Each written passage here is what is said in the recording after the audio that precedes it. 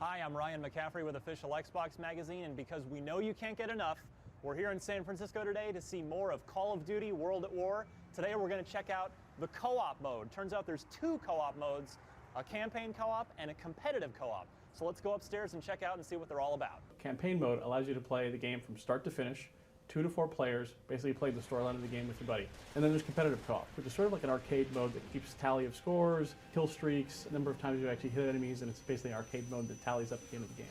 What's unique about both modes is they actually tie into multiplayer in terms of XP. So very much in Call of Duty 4, where a lot of people grinded for XP, you can actually do this in co-op as well. So if you're a little hesitant to go into multiplayer right away and want to rank up, you can actually earn XP in co-op mode, earn sufficient XP to then transfer over to multiplayer, get to sort of create a class, unlock those classes, have more weapons, more sort of types of classes that you can then use within multiplayer.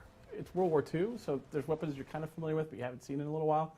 The PPSH, great submachine gun, rate of fire is awesome. It's one of those things when you actually pick it up and find that level and you've got it, and you're like, wow, where's this been all my life? Great weapon. Flamethrower as well, just the technology behind it. You've seen flames in other games before.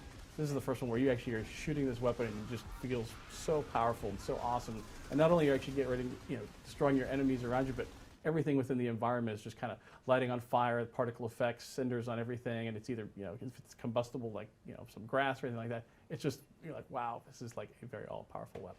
A lot of new things that are going to be familiar, but a lot of new things you're like, wow, this is cool, that is sort of new and different to what Call of Duty 4 multiplayer had. Well, the game's looking great, and trust me, it's playing great too. For more on Call of Duty World at War, check out Official Xbox Magazine in print and at oxmonline.com.